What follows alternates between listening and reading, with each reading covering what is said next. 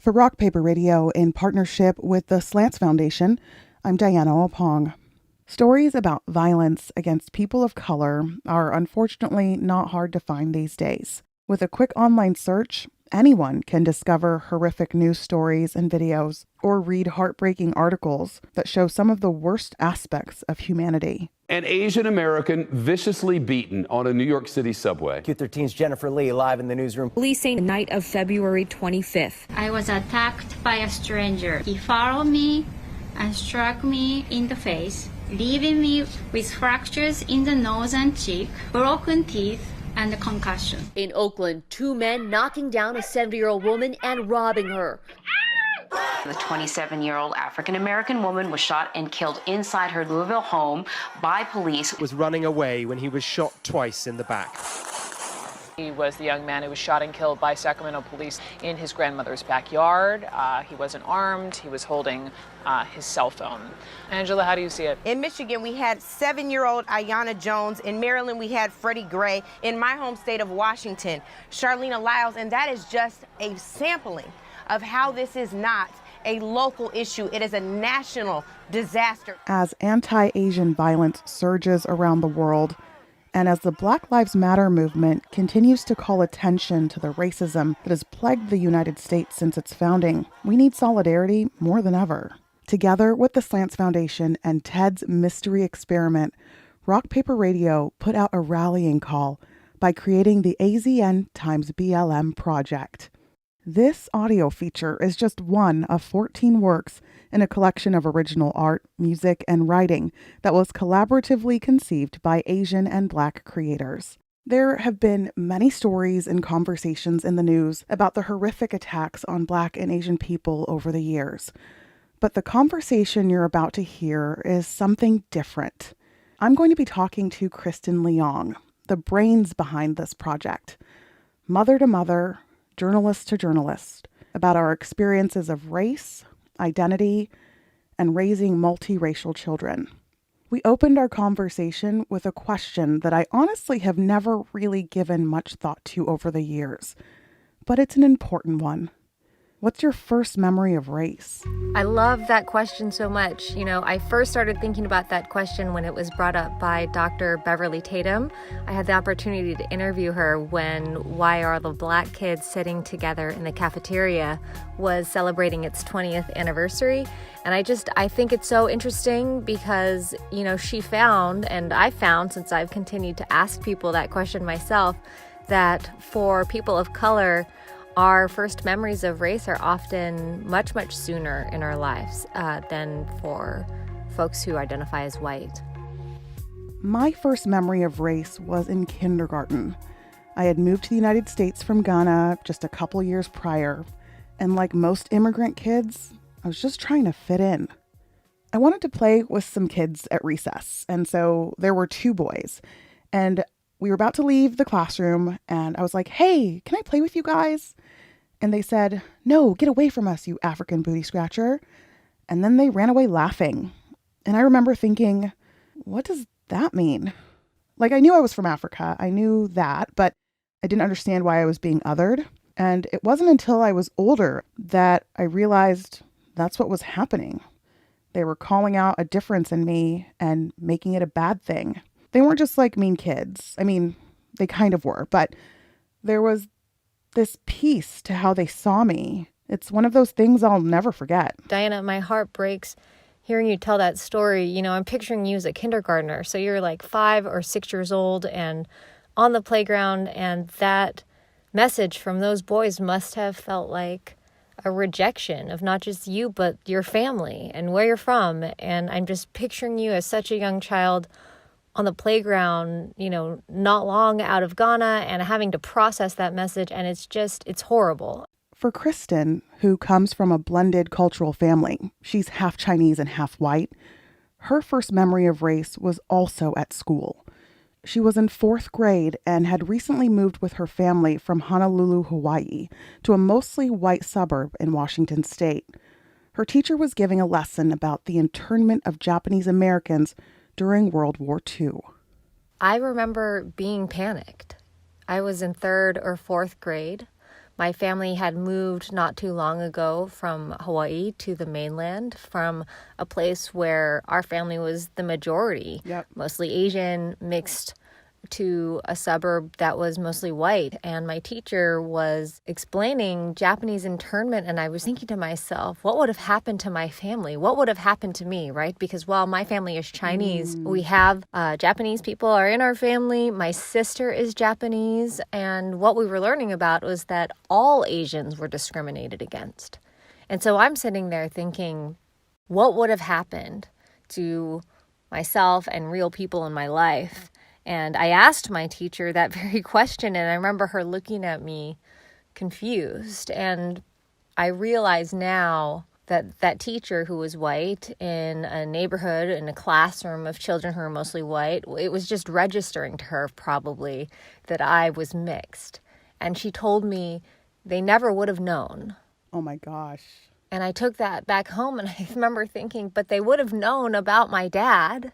They would have known about my sister. They would have known about the whole other half of my family. After that incident at school, Kristin shared that she talked with her parents about what her teacher had said. She said that it was the first time that she remembers her parents talking about race or about how their family was different than others in the community. She said she didn't talk with her parents about race again until she was in college and completing her senior project on biracial identity. For me, I don't remember talking to my parents really at all about what the boys said to me at recess. I think I just didn't talk about race with my parents because at the time, I didn't realize that what those boys said was racist.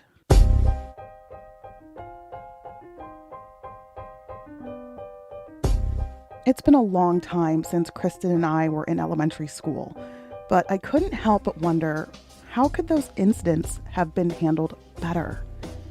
How did Kristin hope her teacher had responded instead?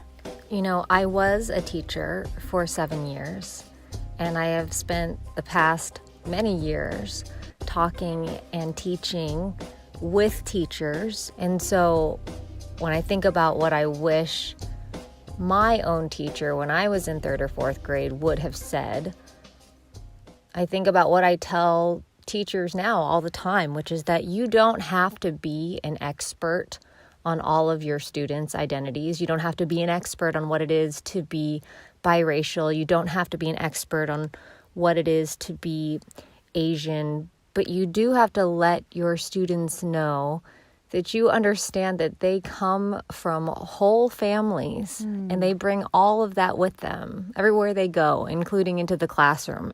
Their identities are still evolving. Mm-hmm. And so when that teacher said to me, you know, they never would have known, what I heard in that was that you would have been safe and the rest of your family would not have been, you know, and that's not okay. We have to let our students know that we care not just about them, but that we care about all of the people that they love too.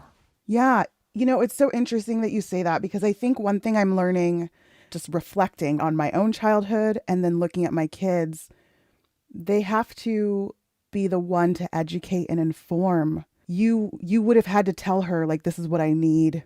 I would have had to go to an adult and say, this is what happened to me, and have them hopefully respond.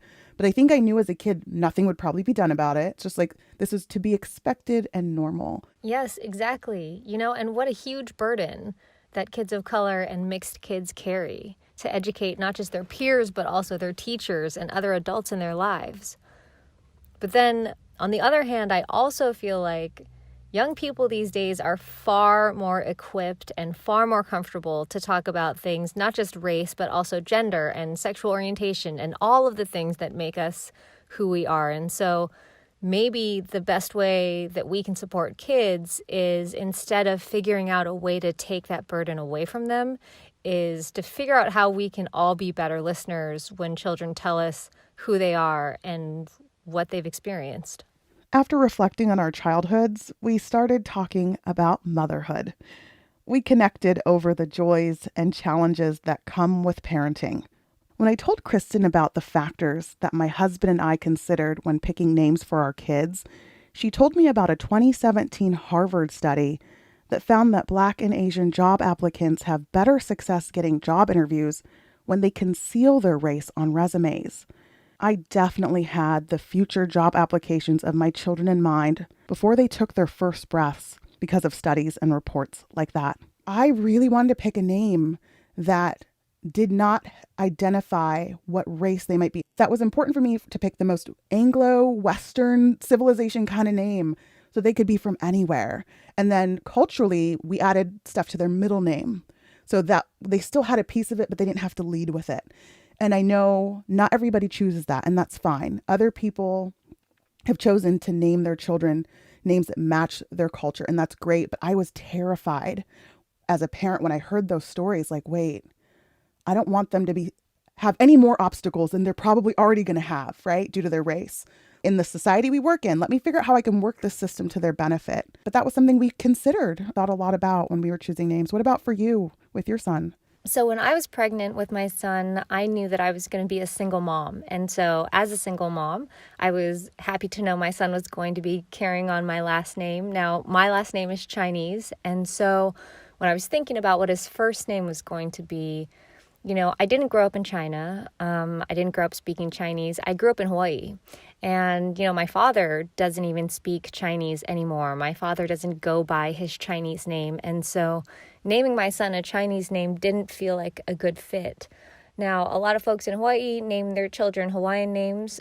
We are not indigenous Hawaiian, so that didn't feel appropriate either. I ended up going with a name that I have always loved that happens to be Irish. And it turns out it fits my son so well. And so I think we ended up where we're supposed to be with his first name and also with him proudly carrying on the Chinese last name. Although it might have felt reassuring to pretend that we had some level of control as we set out to choose the perfect names for our children, one thing parents can't control at all is what our kids look like. My kids have beautiful light brown skin, big brown eyes, and gorgeous curly hair. Before they were born, I don't think I thought much about how much lighter they would be than me, but when they arrived, the differences were stark. They looked a lot closer to their dad's complexion than they did my own. For multiracial families, especially, our kids' physical features can come as a big surprise. I was not expecting my son to be born with blonde hair, and I mean blonde, white blonde, probably until he was about 5 years old. So when he was little, I was regularly mistaken for being his nanny. Oh my gosh, Kristin, that happened to me. When I had my oldest and she was about like maybe 6 months old, so, you know, sitting up in her stroller, we went for a walk. And I remember a woman coming up to me. We're in Seattle. And she goes, oh, she's so cute. And I was like, oh, thank you so much. She goes, just with a moment of looking at me, looking at her, she goes, is she yours?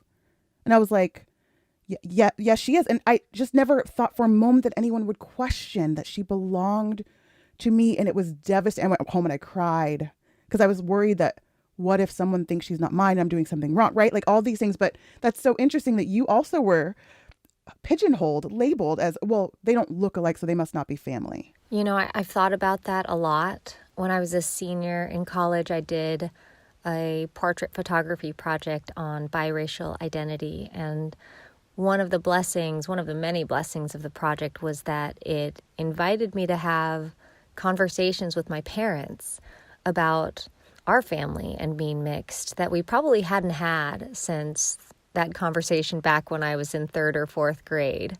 And one of the things my mom told me then was that she had always been a little disappointed that her children don't look like her. And, you know, my sister and I, we look like each other, but we don't look a lot like my Chinese dad or my white mom. We look mixed. We looked right in the middle.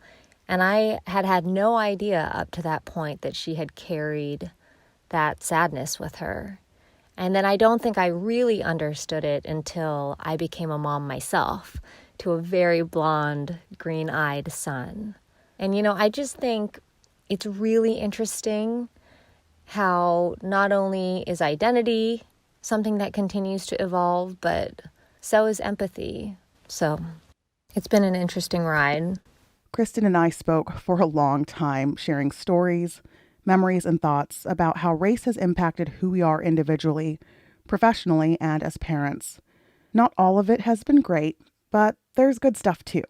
I asked Kristin what she sees as the best part of being in a mixed family. One of the perks of being part of a mixed race family is we are very comfortable talking about race and culture and identity, and we have been having these conversations the whole time. You know, I think we all owe a huge debt of gratitude to the Black Lives Matter movement for bringing conversations about race and racism to everyday American dinner tables. We're in a new era, and the thing is, for some of us, though, for people of color, for people who are in multiracial families, we haven't had the privilege of not having these conversations. Amen. So that's one benefit. What about you, Diana? What are some perks for you being part of a multiracial family? I think for me, it's that deeper appreciation of understanding how everyone's identity is really complex. It's not as simple as, for me, I had one. I feel like I only had the one thing. I'm Ghanaian. I live in America. I'm an immigrant. Like that was my story, where my children have a bigger story, a broader, they have more elements to their story. And I think I've gotten a better sense of how to understand everybody else's identity through my children. We're all different and complex, and it's my job as their parent and hopefully as a person to keep growing and learning and being open to all the things that might come, because we know things are going to come, Kristin. I love the idea of continuing to learn about the world through our children. How lucky are we to have our families and for you and me to be able to sit down and have this conversation. That's Kristin Leong. She is the founder of Rock Paper Radio and a TED Mystery Experiment participant. She's also a producer at a local public radio station. And I'm Diana Opong. I'm a freelance reporter, host, and producer. This piece was written and produced by me and Kristin Leong for the AZNxBLM project, with support from Rock Paper Radio and the Slants Foundation. Mixing and sound design by me as well. Special thanks to Katy Sewell for editing support, along with Catherine St. Louis, Andy Tagle, and Katie Campbell. You can find this story and see behind-the-scenes photos and sign up for Kristin's newsletter for misfits and unlikely optimists at rockpaperradio.com. Thanks for listening.